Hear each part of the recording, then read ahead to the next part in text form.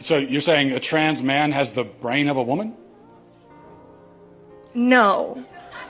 I'm saying that a trans man who identifies as a man will tend to have similar brain structure that a cis man would. And where did you get that from? Look it up. It's literally, I'm telling you, I learned it from my anatomy class when I was 16. And I looked up the fact before I walked up here because I knew that you'd ask. Okay.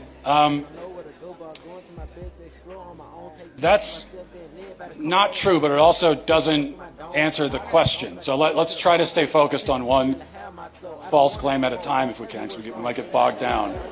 Okay. So you actually started by saying that blocking puberty, which is chemical castration of a child, Just one example, yeah. Yeah, is life-saving. It can be. How do you know? Because there are children who have been suicidal that have had these interventions made. What children? How do you know? And how many children have had that done Me personally, and then I are haven't still met suicidal? children. Me personally, I haven't met enough trans children to answer that question. Okay. But I know You that are the making- research exists. You're making this statement, you're stating it as a fact in front of all these people.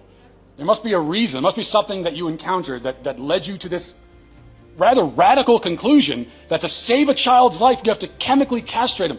Not every child. No, sir. Okay. Well, that is what you just said. The drugs we give to kids for puberty blockers, so-called puberty blockers, originally are cancer drugs used to treat prostate cancer. They're also used to chemically castrate sex offenders and child rapists. Now we give them to physically healthy kids. You're saying that we need to do that or they will die. And so one last time I'm going to ask you, what evidence do you have of that remarkable claim? I don't think I claimed that every child would benefit from that. Well, no, I didn't say you did.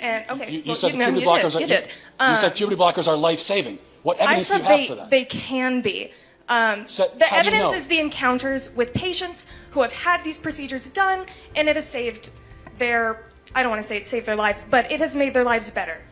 I can't confirm whether or not they're alive right this second, but there are children that it has helped. So what do you have to say for the happy trans community who has benefited from these procedures? That's my question. I guess what I have to say is that your entire question is built on a whole stack of false premises that you can't begin to even remotely defend. So it's a faulty question from the start. I reject your premise. I absolutely reject that there are any kids who need to be chemically castrated in order to be happy. Okay, let's... I reject that. Why is it that a couple hundred years from now, if you dug up my body, they're going to go, yeah, that was a woman. Had babies. I'm a biological woman that medically transitioned to appear like a male through synthetic hormones and surgery. I will never be a man. Is it transphobic for me to tell the truth? Can you tell me about the procedures that you had? I've had 7 surgeries. I've had 1 stress heart attack. I've had a helicopter life ride with a pulmonary embolism. I've had 17 rounds of antibiotics. I had 6 inches of hair on the inside of my urethra for 17 months. This is wrong on so many levels. For the first time in history, a marginalized group has a huge dollar sign on the top of their head. Every child that they convince is transgender and in need of medical transition, it generates $1.3 million to pharma. Was there any real discussion of the risks and the side effects? No, there's not. And I know that people want to think that there is, but there's not. The truth is that medical transition is experimental. We have studies that said that medical transition helps mental health with kids. They've all been retracted, modified, changed.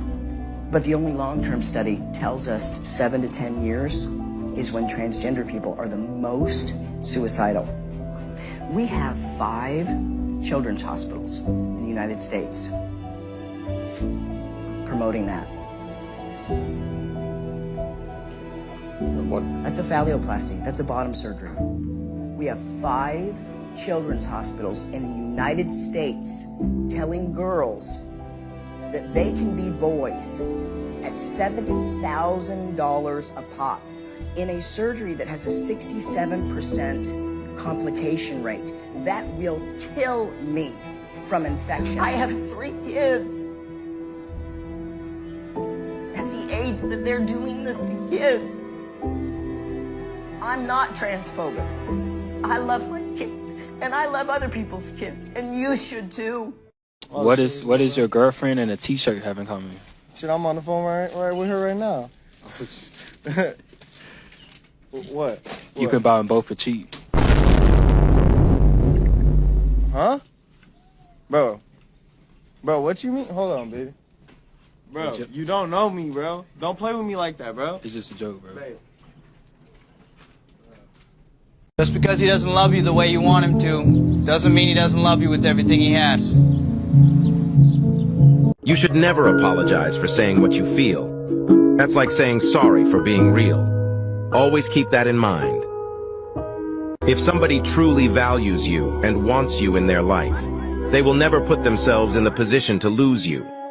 The biggest wall that you need to climb is the one that you build in your mind. So believe in yourself and you can overcome anything. What if one day you go to sleep during an argument and one of you doesn't wake up anymore? Think about that for a second.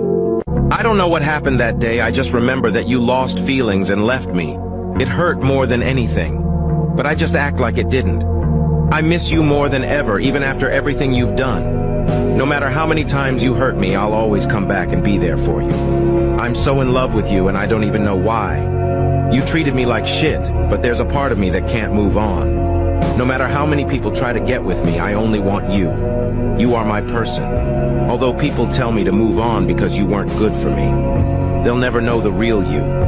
They never saw those nights where we loved each other more than anything and where we didn't care about anything else but us. Actions prove who someone is. Words just prove who they want to be. She is working on 3 things right now: herself, her life, her peace. There's so much I want to say, but I don't know where to start.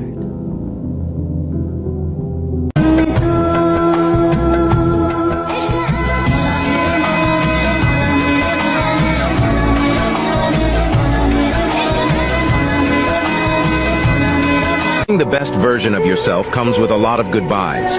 Sadly, the only way some people will learn to appreciate you is to lose you. Sometimes you just need to disconnect and enjoy your own company. Change is uncomfortable but necessary. Today's pain is tomorrow's power.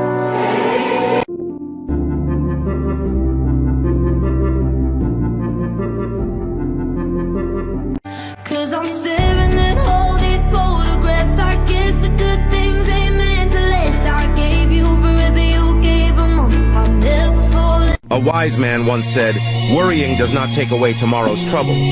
It takes away today's peace. And I felt that deeply. The saddest songs for your depressed playlist. Ghost girl, I don't feel your presence. I don't really know if I'm still alive.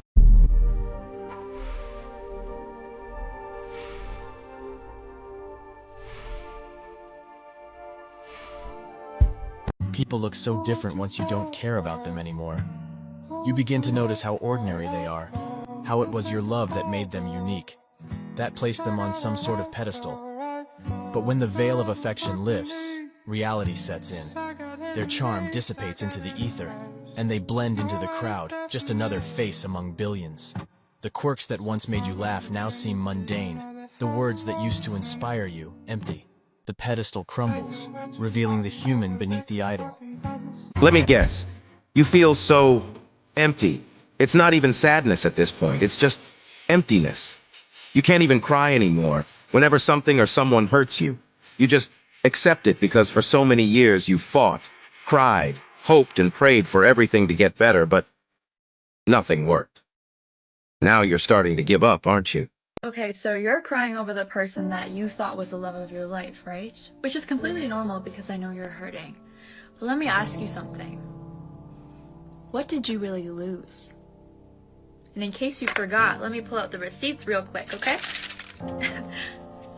So you lost someone who made you empty promises. You also lost someone who invalidated your feelings. And it also says here that you lost someone that made you feel alone in your own relationship.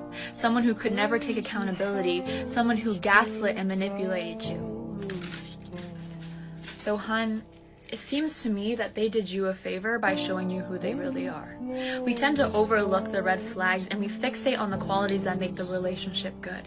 And we often forget why things didn't work out in the first place. And I know this isn't what you wanted, but they took you for granted. And if you really think about it, they lost you. When you destroy somebody's life with lies, take it as a loan. Because it will come back to you with interest. Yeah, the thing is, you're not a maybe. You're not a second choice. You're not an option. You're not a when it's convenient, and you're definitely not a wait and see. You're an absolute yes. Hey, stop scrolling. I want you to blind react to this and duet it with your real reaction. Send it to someone you think might need it also. I'll give you a second to pause. Okay, you ready? I'm gonna ask you a series of questions, and no matter what I ask, you have to answer no. Are you happy? Do you feel like you're worth it? Do you feel important? Do you feel appreciated? Do you want me to tell you a joke? Something to make you laugh? Yeah. Okay, now I'll ask you this. Are you gonna give up? Are you gonna quit? Are you gonna let it get to you?